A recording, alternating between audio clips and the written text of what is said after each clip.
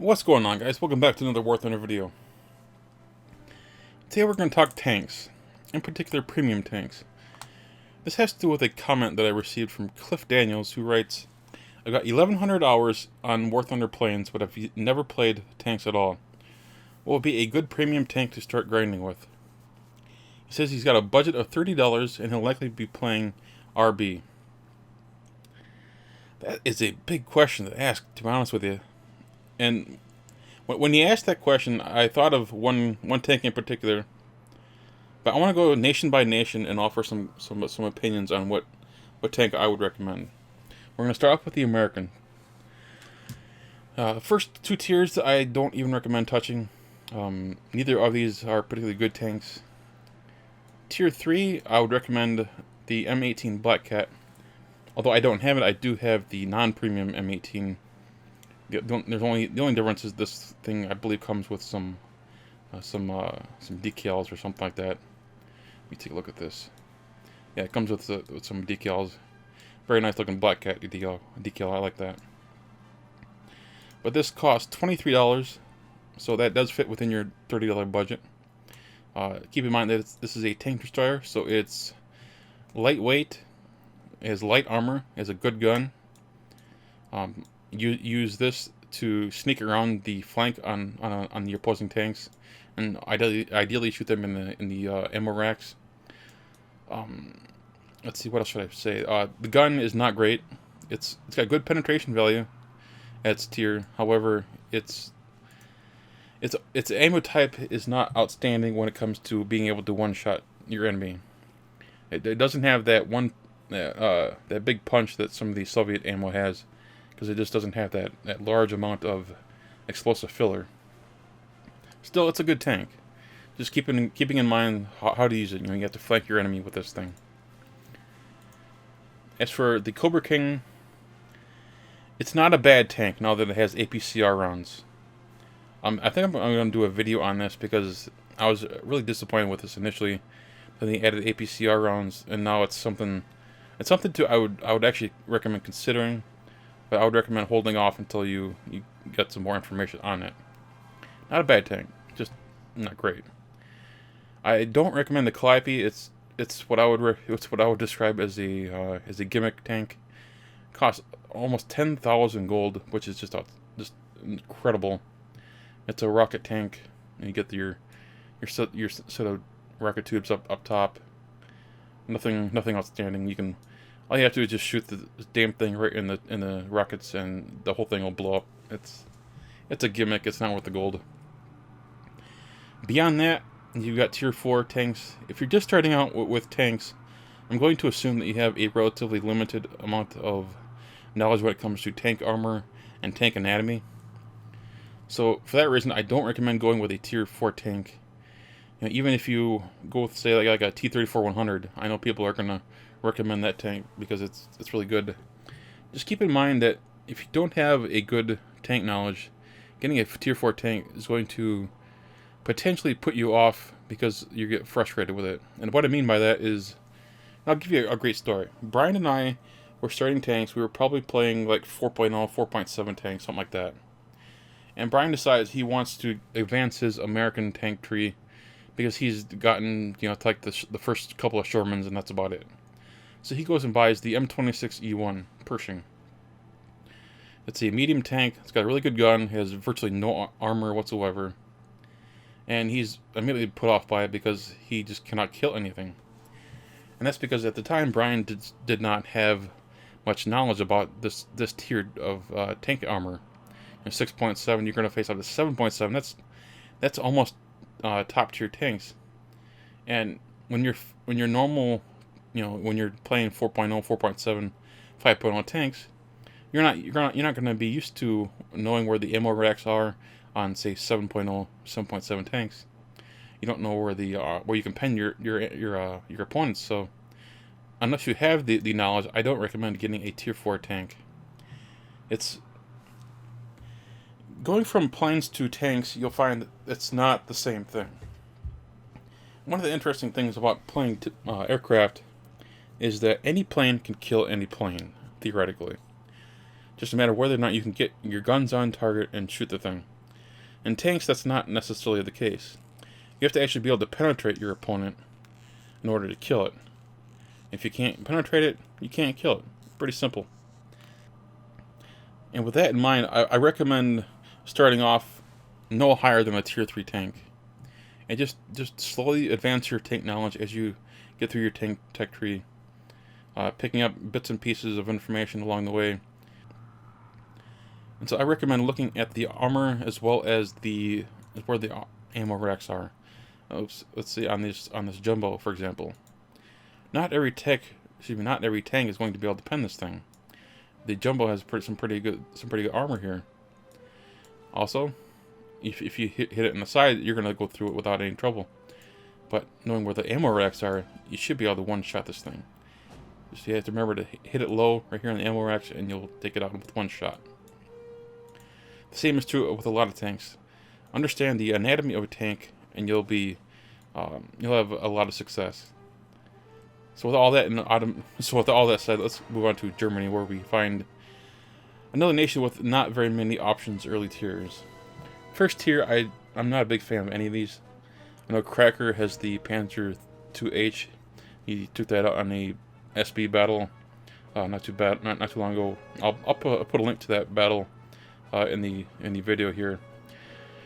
The only thing in tier 2 that I would recommend would be the Panzer IIIN, and it's because it has heat ammunition. It's 100 millimeters of pen. Just keeping in mind that while this is going to penetrate just about anything you shoot, you have to aim really high. So that's just something to keep in mind. You're not going to be accustomed to using this thing right away. After that, I don't recommend the Panzerwerfer. It's another one of those stupid gimmick tanks with rockets. Churchill, not a terrible tank, but it's very slow. The armor is not all that great. Tier 3 is where you get some interesting options. First of all, the KV-1B, this one, and the VK-4501 will not be in your tech tree because these are special vehicles. These are events. And I'll say the one out of the three here that I would purchase would be the KV-1B. Not a big fan of the Panzer IV. It's a tank destroyer. It doesn't have a turret, so because of that, I'm not a big fan of the casemate style tank destroyers. As for the as for the Panzer IV, I'm not a big fan of this because although it does have a turret, it's incredibly slow, and its turret traverse going side to side, and for that reason, I'm not a big fan of this. Brian loves his. I know he loves his Panzer IV, but I'm not a big fan of this. There are other Panzers that are like it. They're not premiums in the German tech tree, and I know basically how this will play, and I'm just not a big fan of it. But I'd say take it out for a test drive. You know, all these things, you can take it out for a test drive, see how it feels to you. I would recommend, getting the Panzer III, and then grinding your way through this and putting a talisman on your Tiger H1. This is something I recommend doing for everyone. The Tiger is a really good tank. I would actually recommend talismaning the Tiger over getting a premium tier 3 tank, because this is an outstanding tank. It's one of the most balanced tanks as far as armor, gun, and its battle rating. It's just outstanding. We're going to skip the Soviets, and I'll get into why in just a minute. Next we have the British. First two tiers have very little. A13s in the tier 1, nothing in tier 2. British are a newly added nation, so Gaijin has a lot of filling out here to do. The Achilles is something that I do like. It's very similar to the Blackout that I showed earlier. It's a tank destroyer. Use it to flank your enemy. Use its speed to flank your enemy. Similar, very little armor. Gun is outstanding. Turret traverse is horrid. That's the one thing I dislike about this tank more than anything. In order to purchase the M10, you have to purchase it through the store on gaijin.net for $17. It comes with a couple of pieces of the library, you get the little emblems here. And you get 15 days of premium. So, not a bad tank. I like it. I'll be doing a review on this soon, actually. The Thunderbolt, just under 3,000 gold. I don't have it, but I fought against it. People have touted that the angled armor is really good. Every time I faced it, I've one-shotted it right through the armor, so make of that whatever you will. I would stay away from this thing.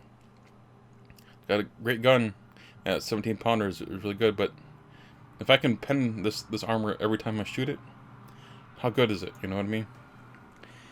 Next up, we have the Firefly, similar to the Achilles in that you have to flank your enemy. It's not a close quarters brawler.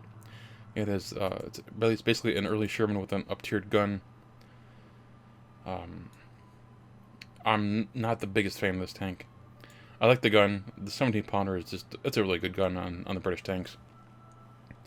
But it has very little armor, as you can see here. 50 millimeters. The turret has 76 millimeters. That's just not much armor at 5.0. It's the thickness here on the hull and everything is of a much lower battle rating tank. It just has this really nice gun. That's basically what it is. Black Prince. It's a good slow tank, but tier 4 I would recommend staying away from until you're more familiar with tank anatomy. The Soviets, this is where I would recommend starting your tank experience, because if you're going to start off with tanking, I recommend starting off with something fun. I wouldn't recommend starting with a nation that you're not going to have fun with, because you'll immediately stop playing. And after Cliff, you've got 1,100 hours. I would recommend with the Soviets. This is where you're going to have the most fun, in my opinion. And as far as premium tanks, I would start off with the T-34. This is part of the Guards starter pack. It comes with the tank. You get 7 days of premium and 1,000 golden eagles for $10. That's a pretty good deal. It's got good mobility. It's got average armor at this tier. Sloped armor, which is really nice because it'll bounce a lot of shots from people who aren't familiar with dealing with T-34s. Gun is really good. Gun is probably the best thing about this thing, actually, because while the penetration value is not great, you got this MD8 fuse, which has a lot of high explosive, so you can one-shot almost everything you'll hit. So that's one of the reasons I like this tank. I think of all the tanks in all my nations, I think I have the most kills with this thing. It's really good. It's a lot of fun. And so, if you're looking for fun, this is where you would go. I would recommend, as far as advancing through Soviets, I would start with this. Grind through. You'll be able to grind through these really quickly. I would actually consider putting a talisman on another T-34, believe it or not. I'm not a big fan of any of the Tier 3 premiums. The TV is not something you can purchase. This is a special event thing. If I remember correctly, this was a bonus tank that you could get through the Thunder League thing. So that's not something you can purchase. I'll put a talisman on the T-3485D5T. They'll grind you through Tier 4. Into Tier 5, you might want to buy the T-34-100. I think the price is somewhere in the 6,000 gold area, which is pretty expensive, don't get me wrong. But if you don't want to go that route, you can, of course, get the T-44-100, which will be free, of course. You just have to grind your way through it, grind your way there. It'll take you a while, but it'll be worth it. I want to put a talisman on that, and that'll help you unlock the modules faster, and you'll be able to use that to get through all the rest of Tier 5. So that's just my opinion. I'm gonna leave it up to you guys to offer comments to Cliff or anyone else who is looking to get into tanks. I'm trying to do more tank videos, and I know some of you are reconsidering getting into tanks. It's something that I got into because I got tired of planes initially. I'm enjoying them every once in a while. My hope is this video will be similar to the low tier premium air line grinder video that I did a month ago, where we got a lot of feedback from you guys. That video got 55 comments, which is one of the most commented on videos that I've done, and it's all because of feedback from you guys. You guys are extremely helpful in offering your opinions and just helping one another. I like that. I'm looking to do more videos like this where we talk about the best premium tank or best premium plane or whatever. So let me know what you guys think of these recommendations that I offered. Keeping in mind that Cliff has a $30 budget, and he's looking to get into some fun tanks. Anyway, guys, I hope you all enjoyed this video. If you did, hit that thumbs up button. And of course, if you're new to the channel, please subscribe. Take care, guys.